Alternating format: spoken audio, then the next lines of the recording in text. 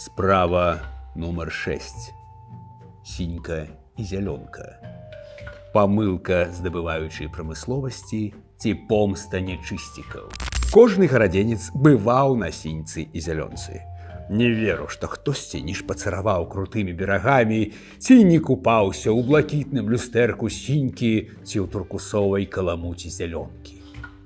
Але што гэта за азёры? Цуд натуры ці яе помста?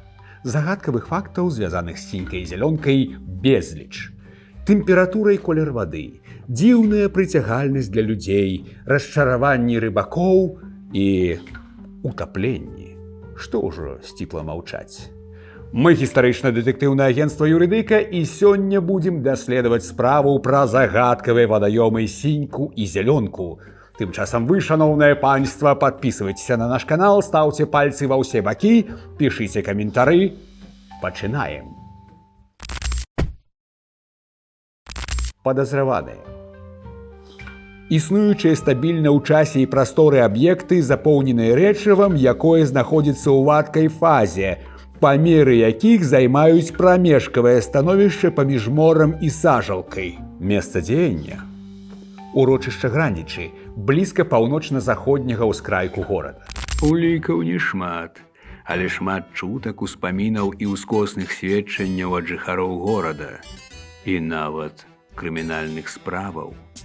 І гэта зацягнула мяне ў роздумы. Думкі варушыліся ў галаве і круціліся, як рыбы ў ставочку ў цёплы сонечны дзень. Я лавіў іх за хвасты і кідаў у вядро сваёй свядомасці. І ўжо там рыбы думкі павольна шаволілі хвастамі, супакойваліся. Карціна намалёўвалася інтрыгуючая. Спачатку факты, якія не падлягаюць сумневу. Назвы згенераваны па колеры вады. У зялёнцы вада сёння бруднавата-зялёная, а раней была яскравай туркусовай бліжэй да бірюзы. У сіньцы вада была заўжды пяшчотна-блакітнай. Падазраваныя, сінька і зялёнка, неверагодна прыцягальныя для адпачынку на прыродзе. Падазраваныя з'яўляюцца прычынай шматлікіх трагедый, утапленняў. Аднак дастаць са дна цела там немагчыма.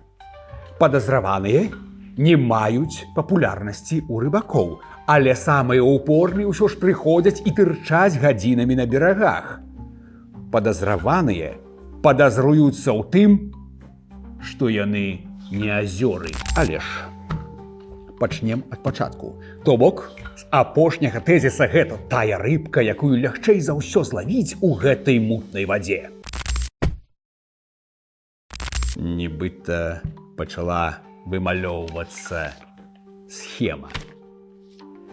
Зразумела, сінька і зялёнка не маюць чыста прыроднае паходжанне. Тут на будаўнічы камбінат, вось ён на мапе, бралі крэйду. Гісторыя вядомая. Пад самай гародняй, на правым беразе Нёмана па чарзе распрацоўваліся 3 радовішчы. Мелавыя горы ад паваенных часоў, а далей, калі адбудаваўся камбінат, адмыслова паблізу радовішча пачалі браць крэйду з будучай зялёнкі, а пазней сінькі. Гэта падмацоўваецца паказаннямі сведкі, які ў 1987-88 гадах на свае вочы бачыў, як бяруць крэйду з незатопленай яшчэ сінькі. Ставім крыжык на гэтым пытанні. Сінька і зялёнка фармальна ёсць кар'еры. Аднак той жа відавочца, які ў 1988 годзе хадзіў у другую класу школы нумар 22, ось яна на мапе, блізенька пагадзіцеся, сведчыў. Зялёнка гэта быў цуд для семігодка. Мы з сябрамі аднойчы выйшлі на бераг і абамлелі. Такая прыгажосць, нібы ў кніжку пра піратаў ці ў раман Жюля Верна трапіў. Вада была туркусовага колеру, бірузовага то бок, але больш у зялёны, а блізка быў кар'ер. Нельга было, нібыта таблічка стаяла з надпісам, а мы прабіраліся на ўскраек. Жыў я на Дамброўскага ў 12павярховіку, дык глыбіня мо нават большая, чым вышыня таго дома. Серпанцінная дарога, цацачныя самазвальчыкі, бытовачкі, кар'ерныя экскаватары. Я так на дарослыя мазгі плюс-мінус 40 метраў глыбіні даў бы ад абрыва. То бок вады там метраў на 30-35 углыб на сярэдзіне. І далей. А ў нядзелю дождж ліў, аж з суботы пачаўся. Вось як мы дамоў вярнуліся з той прыгоды, то ў панядзелак, калі ўцяклі са школы, пайшлі ў лес на кар'еры пазырыць. Ну і шакаваныя застылі на ўскрайку. З-пад вады тырчалі мачты бытовак ды вярхушкі каленчатых лап экскаватараў. За 2 дні вада пайшла з зямлі, затапіла кар'ер. То бок, за пару дзён працуючы кар'ер пераўтварыўся ў вадаём. Цікава. Робім паметку. Іншы сведка распавядаў пра тыя ж пазнейшыя часы датычна зялёнкі і рыбакоў. Маўляў, ён, падлетак, сам рыбы лавіць быў ахвочы, але больш на нёмане. Але ж пытаўся у мужычкоў на беразе зялёнкі, як яно тут? А тыя казалі, ну запусцілі мы 5 гадоў таму карпа і карася, драбязу розную, то бярэцца толькі драбяза. Буйная рыба паказваецца на сярэдзіне, шаволіць хвастом у промнях сонца, каб злавіць, не даецца. Нават з чаўна заплывалі на надаўных на сярэдзіну, ну не даецца, хоць плач. І яшчэ, цытую.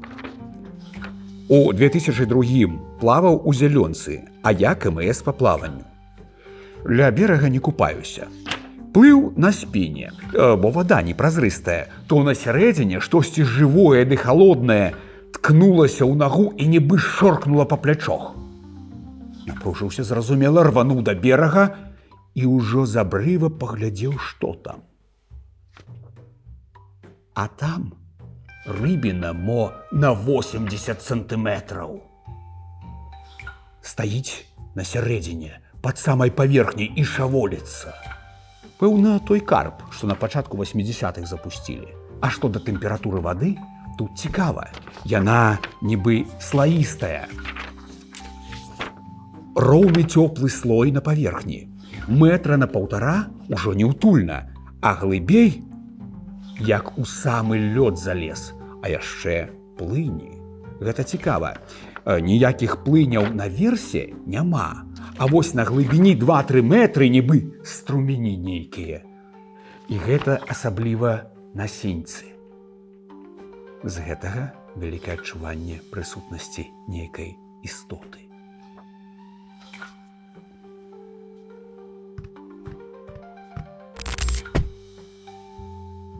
Нібыта ўсё зразумела і лагічна. Дакапаліся дабытчыкі да грунтовых водаў, затапіла. Шараговая тэма. Рыба нібыта лагічна сабе паводзіць. Карп і карась жыруюць на глеі пры самым дні. І прывабнасць для адпачынку. Прыгажосць рэльефа, колеры, ахвяры. Алкаголь, адрэналін, глыбіня і вышыня берагоў. Крэйдавы глей зацягвае імгненна. Вадалазам няма чаго рабіць. Аднак, ці не мае права на існаванне, версія загадкавая і таямнічая.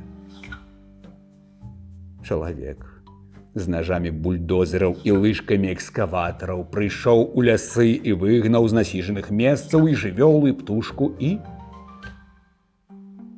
духаў лесу. Можа стацца так, што звышнатуральныя сілы прыроды супраціўляюцца, што помсцяць, як могуць, павольна, але неспынна за 2 дні знішчыць тэхніку на аграменную колькасць грошаў, прывабіць людзей і браць іх жыцці з помсты за гвалт. І на месцы лесавіка, гаёвак, русалак прыйшлі вадзяніцы, ціўндзіны разам з бацькам-вадзянікам, гаспадаром стаячай вады.